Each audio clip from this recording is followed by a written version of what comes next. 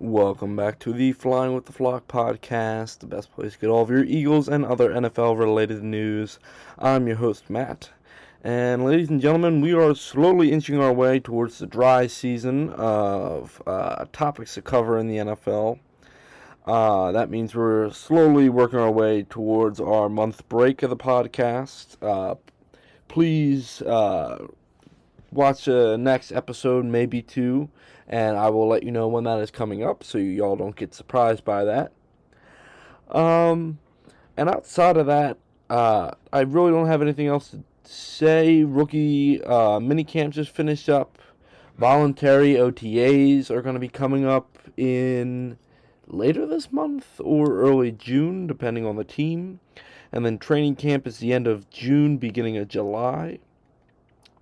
So we are in a patch where there's not too much NFL news going on. So it's difficult to pull things. So this episode is mainly going to be an Eagle-centric episode, kind of focusing on some of the later round picks that we didn't get to touch on, some of the things that I and other people saw during the Eagles' rookie OTAs, and then kind of trying to wrap one big bow around it and then sell you the package of the 2026 Philadelphia Eagles. So, before we jump into all of that, if y'all could leave a like and subscribe, that would be much appreciated. Your support never goes unnoticed here. I'm still continuing to find different ways to send you this kind of media. I have a couple things possibly set up for once the NFL season rolls around, give you a couple other ways to listen to the podcast possibly. And on top of that, changing some things up for this NFL season, especially as we hit, I think we're somewhere around episode 75. It might be 73 right now, I believe.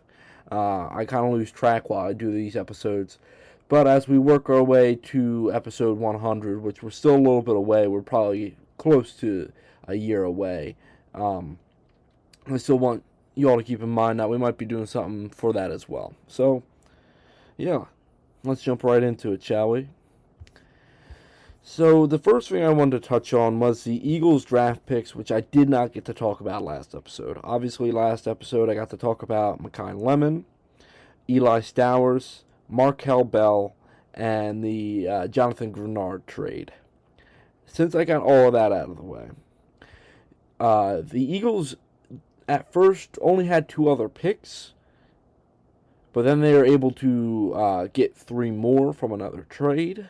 They traded a pick for 3 7th-rounders from the Rams, so that added quite a few depth pieces, with some of them having a possibility to start.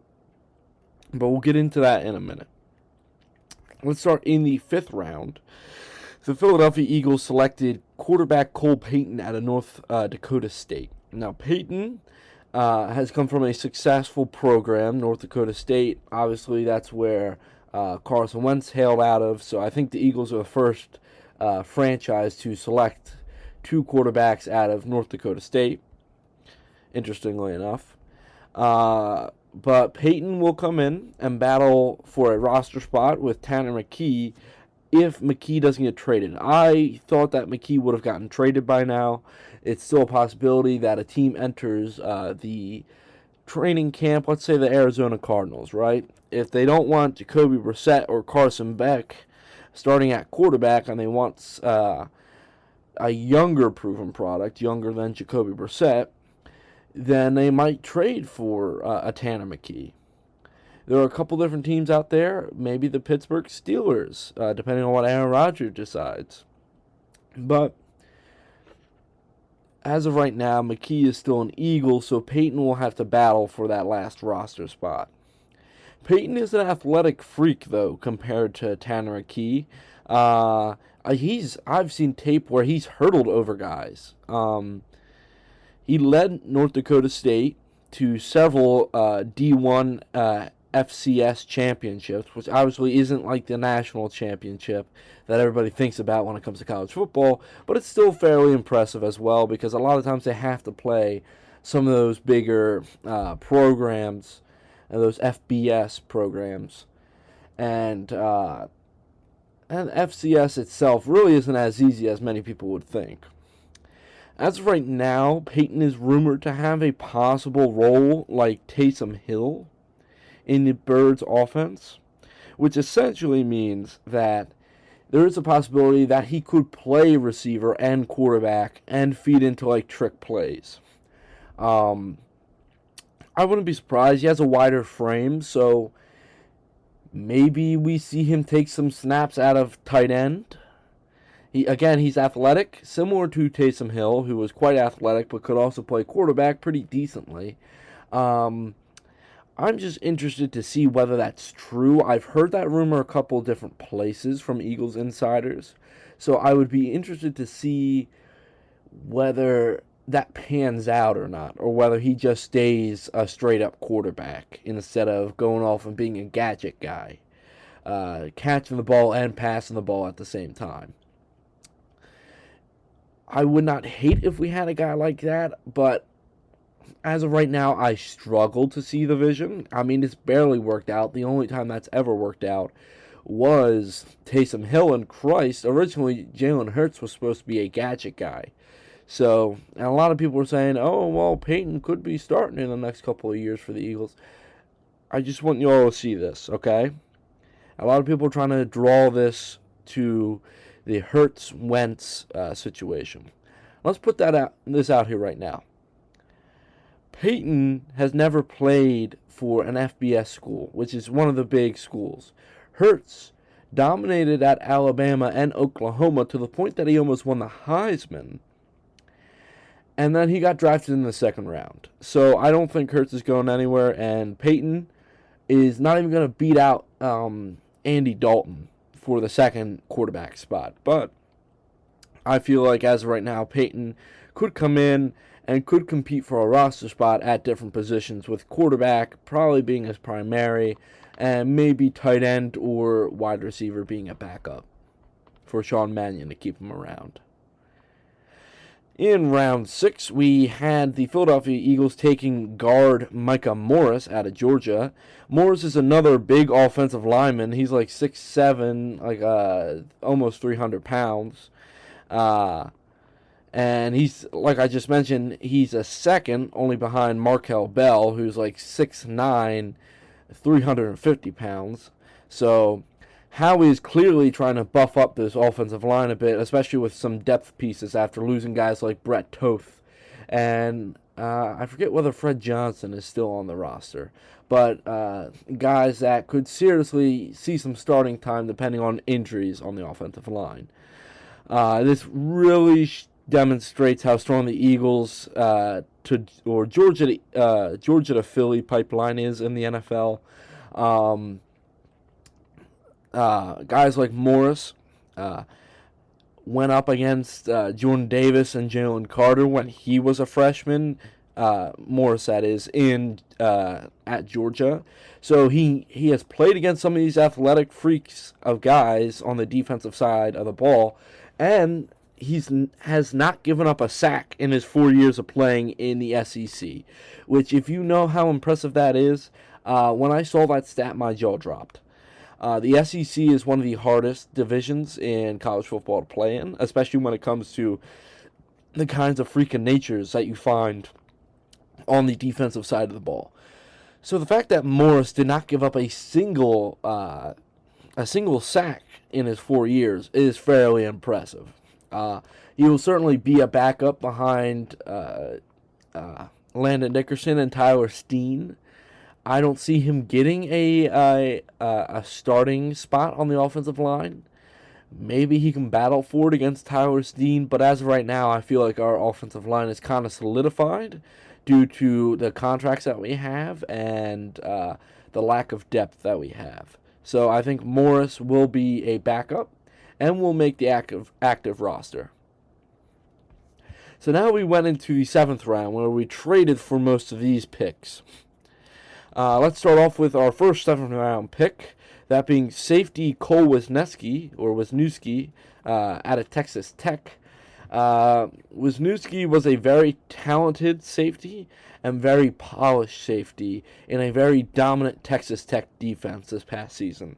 Wisniewski has spent 6 years in college ball, and so that has kind of allowed him to see all the kind of different systems and kind of refined all of his technique.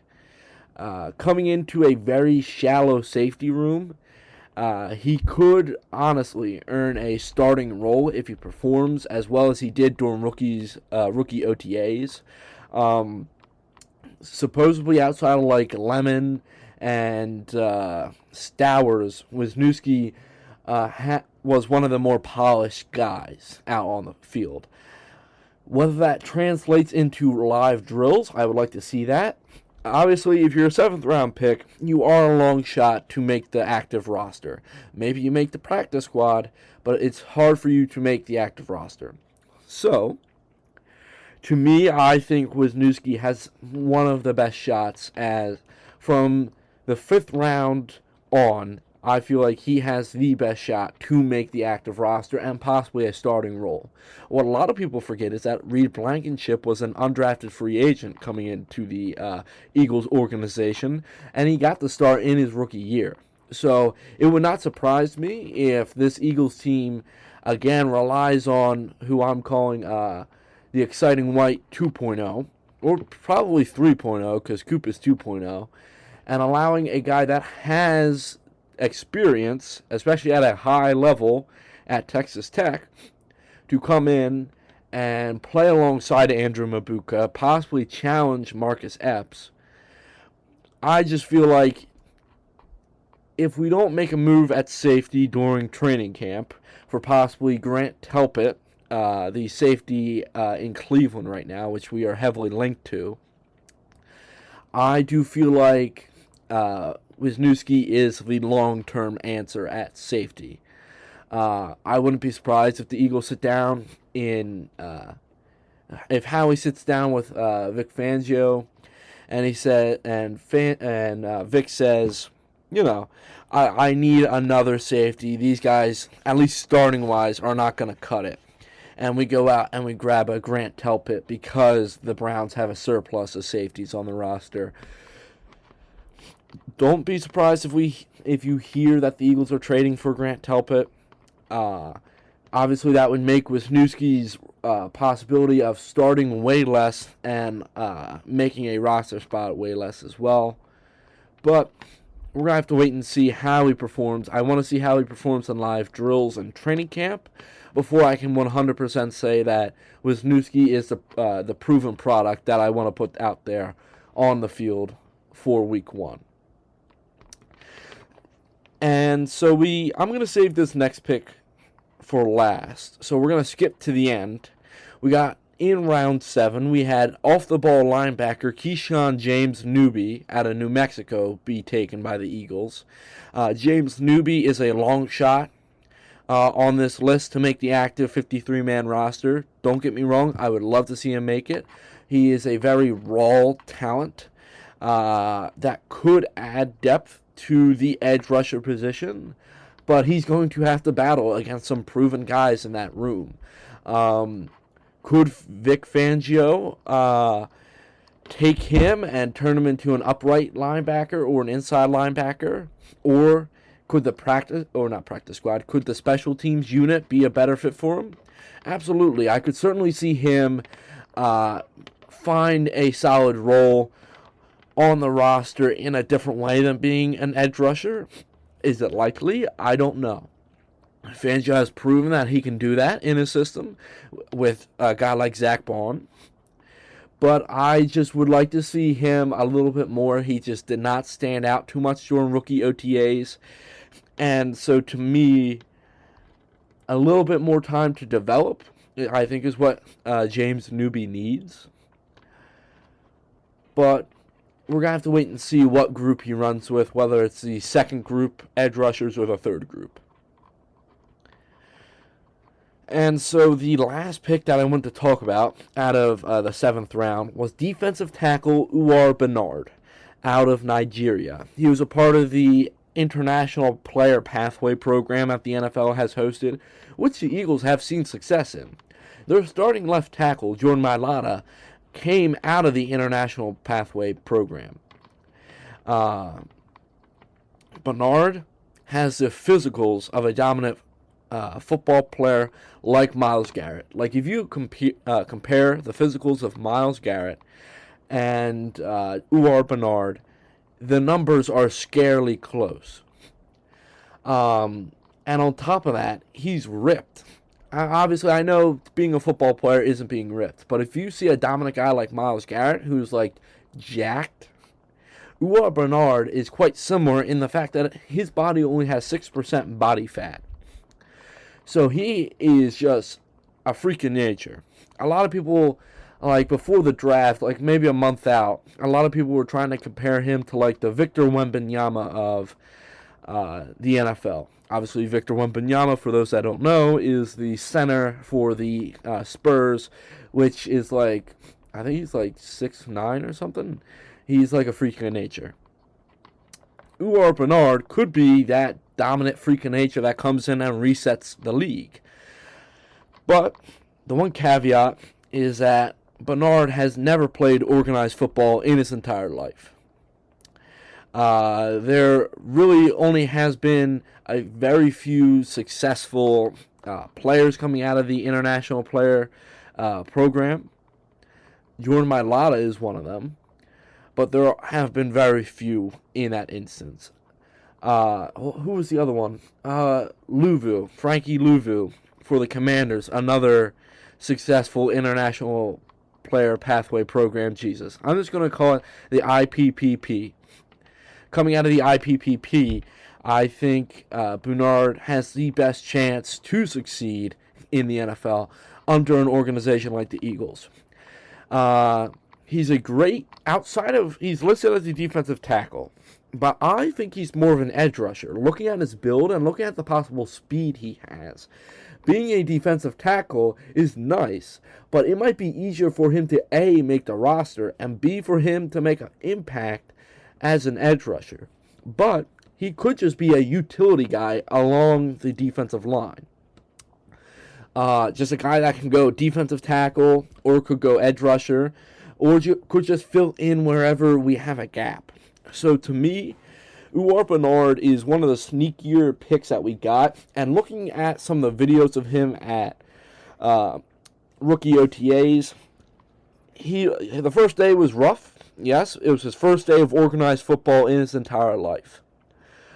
But you can see this team rallying around him. Defensive line coach Clint Hurt, who, by the way, I've met recently. I bumped into him at a cheesesteak shop in Philly. Chill guy, big guy in person, but very chill. I trust Clint Hurt. To me, Clint Hurt could be up for the defensive coordinator job if Fangio does not stick past this year. He has developed guys like Jalen Carter and Jordan Davis to be the standout defensive tackles that they are today. And so his ability to probably put in some extra time with Uar Bernard before and after practice, as long as Bernard shows the willingness to do so, could be monumental for him in his development process. You can see Vic Fangio sitting down and just watching Bernard in some of these drills. You saw Jeffrey Lurie and Howie Roseman out there on the practice field only watching Bernard and then going back into the Jefferson Health Complex, which is the Eagles' new training facility name. It used to be NovaCare. Now it's Jefferson Health. So I don't like it either. Just trying to get used to it. So Bernard could have a solid chance at making the roster, and here's why. The Eagles are given a spot that is the international, it's the IPPP slot, which they're allowed to use to keep one international player on their roster. Obviously, Jordan Mailata is no longer that after being a U.S. citizen for plenty of years now. So Bernard would take that spot since it is empty. That, or we also got a a Eagles linebacker out of Kenya. Where is he? Come on.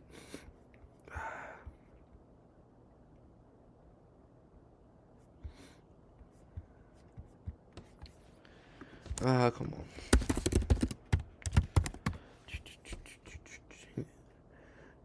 Okay, so the Philadelphia Eagles signed Kenyan rugby standout Joshua Wairu as an undrafted free agent in April 2026. So he's the first Kenyan-born player to join an NFL franchise. So at 6'4", 244 pounds, out of the IPPP, whatever bullshit, out of that kind of program.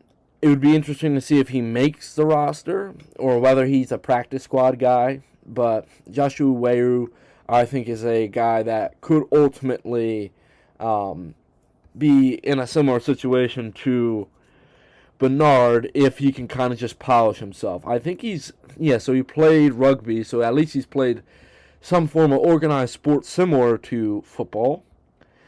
And so, yes, we have multiple guys that we have taken out of the International Player Pathway Program at this point. Be interested to see whether those guys make the roster or not.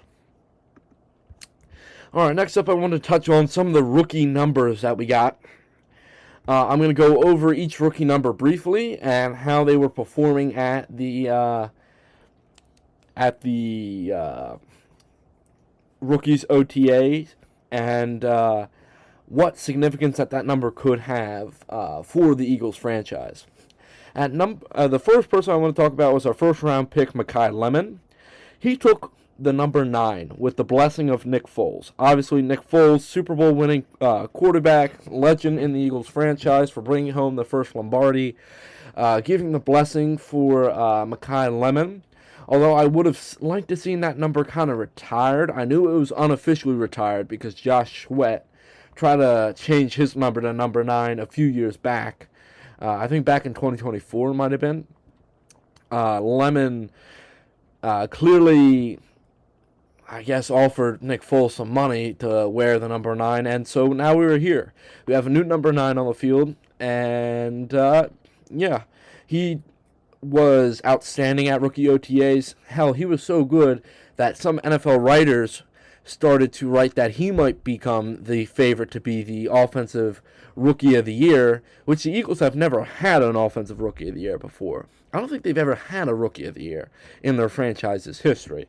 So I would certainly like to see that. I believe that we've been gypped a few times, that being Quinyon Mitchell, Jalen Carter, some guys that are like staples of the NFL at this point being gypped out of that kind of award.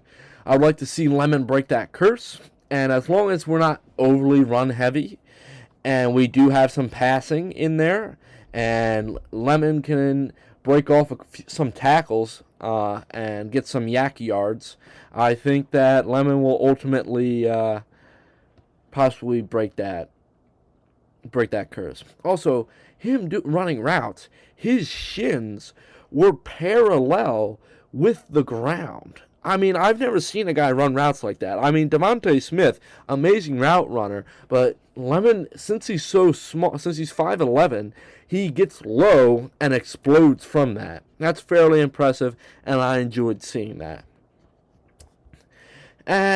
With number 87, we have tight end Eli Stowers. Obviously, the number 87 was worn by legendary Eagles tight end Brent Celek back in the late 2010s, early 2010s, late 2000s. Brent Celek was one of the more dominant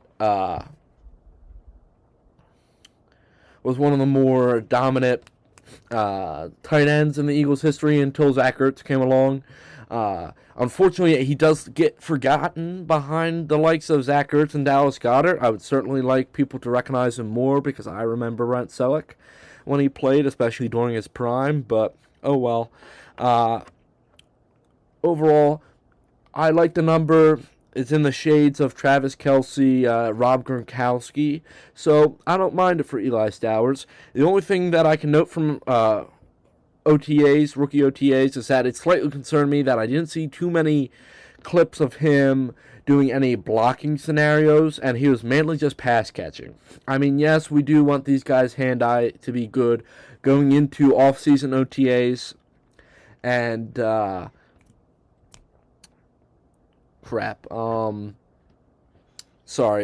training camp as well. So I would like to see a little bit more blocking footage out of Eli Stowers, but we did get Johnny Munt for that kind of scenario where we need a heavy blocking tight end that does not catch much. Next up is tackle Markel Bell, who got the number 72.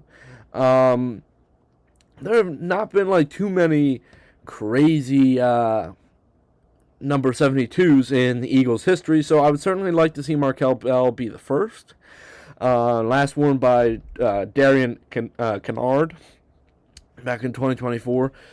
Kennard was fine, but not really a standout.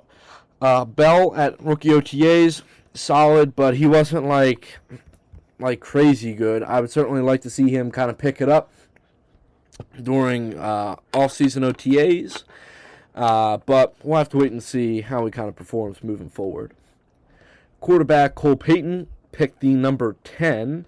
It is also worn by Braden Mann, so there will be a decision at some point of what number Cole Payton will actually pick, but as of right now, at least for rookie OTAs and possible off-season OTAs, I think that Cole Payton will stick with the number 10, and we'll share that with Braden Mann.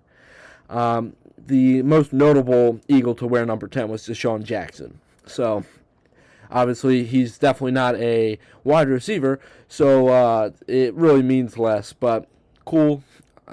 One thing I wanted to note from what I picked up from Cole Payton's rookie OTAs was that he was wearing a helmet camera.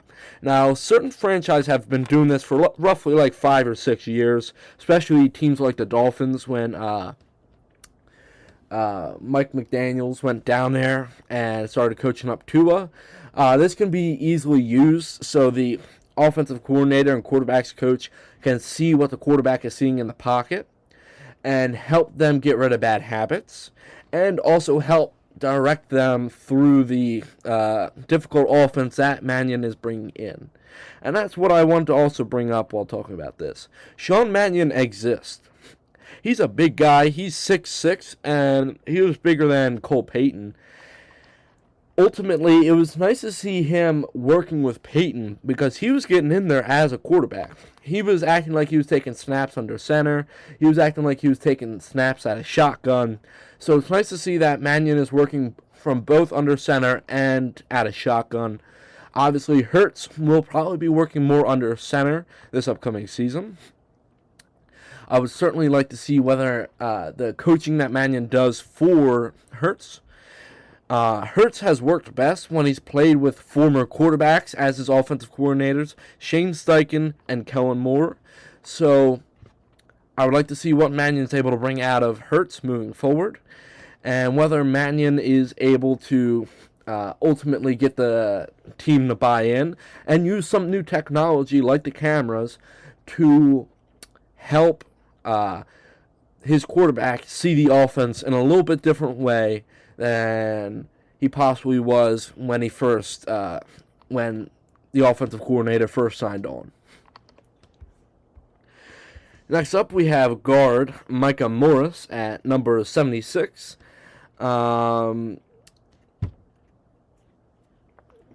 Nobody really notable has really worn 76. I mean, you could say maybe Bob Brown back in the 60s, but I just think that number 76 is a fine number. It hasn't been any successful number, but Michael Morris looked fine during OTA, similar to Markel Bell. Looked a little bit, not rusty, but it just looked like they were getting their feet under them in an NFL system. So I would certainly like to see how he performs moving forward rather than judging him right now. Safety Cole Wisniewski picked number 21, which was last worn by Sidney Brown, who just got traded this past offseason to the Falcons. A good number worn by Eric Allen. I mean, I feel like that's the most popular guy, Hall of Famer, Hall of Fame cornerback for the Eagles. Surprised that one isn't retired, but oh well.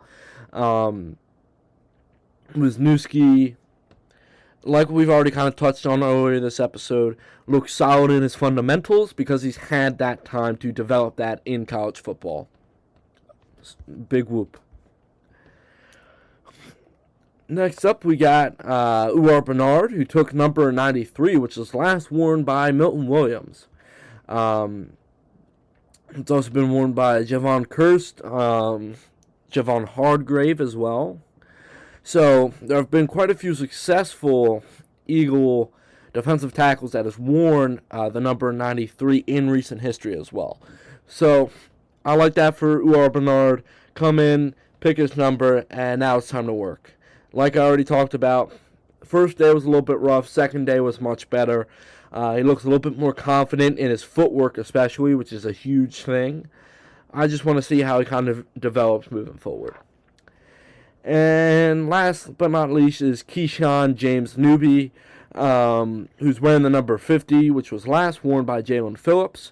Number 50 is a good number in my opinion. There's not been too many notable guys on the Eagles' history that have worn the number 50, but I do feel like Newby, if he's going to make the roster, he needs to fix some of the errors that he was making during offseason rookie OTAs, and he needs to kind of shore up some of his mechanics. Outside of that, James Newby is going to be a long shot of making the roster. And so that brings me to my last point, is that you all, if you're an Eagles fan, you remember legendary kicker for the Eagles, David Akers. Well, his son, Akers, was punting for the Eagles. Where is it? Luke Akers came in for rookie OTAs and was trying out for the Eagles as a punter. Obviously, Braden Mann just signed a long-term contract, so I don't think that Luke Akers is really going to be competing. He also was at the Chicago Bears rookie OTA, or he's going to be. They haven't had theirs yet. So, yeah. That was the last point I kind of wanted to make. Last interesting name that showed up to rookie OTAs. A lot of the other guys are either fringe roster guys for the Eagles that want to make a point that they're here to stay, or guys that are trying to make a roster spot. So, overall, I think that the Eagles draft process and rookie OTAs seem fairly successful. It's going to be a little bit till Eagles offensive OTAs, which Eagles OTAs 2026 will be in late May. It will be May 23rd or 26th through 27th, May 29th, June 1st through 2nd, and June 4th. And a mandatory minicamp in June 9th and 10th. So early June is when we're going to see a lot of movement come out from that kind of stuff. Now, next week, supposedly on May 13th, we might see the Eagles schedule be released. So what I'm going to do is not next Wednesday, but next Saturday, I will release an episode of the podcast breaking down the Eagles schedule, and that will be it. And then I'm going to take a month off, allow some of the mini camps and OTAs to get done, And we'll be back with a new batch of observations that I've had through some of the clips and possibly even trying to weasel my way in. I think that the Eagles are set with their rookie class. Some of them are going to be long shots to make it. Some of them are have a shot at winning Rookie of the Year. So I'd be interested to see how things play out, at least depth-wise, with some of these guys during these OTAs. What crew are they running with? Are they running with the first team, the second team, or the third team? And we will be back, I think, in mid-June. I feel like is safe. Mid or third week of June, I feel like is a safe number. Let me know what you guys want, whether you guys want me halfway through June or maybe in the third week of June. I come back right before training camp gets started, and then we start to break some stuff down, some more Eagles news, some more NFL news that I kind of compile together. And yeah, we're getting into the dry season, so I do apologize for some of the more lackluster episodes coming out. I hope you all will ride this drive spell with me, and if not, I'll see you guys when the season starts again. So that's going to be it for this episode. I want to thank you guys for everything. Once again, please leave a like and subscribe, and follow us on X if you want to stay up to date with any news for the podcast. I do post over there, and feel free to interact with us. I might start posting some polls over there of who do you think is going to make the roster and who do you not think is going to make the roster. But overall, I just want to thank you guys. And before I head out, remember, go Birds.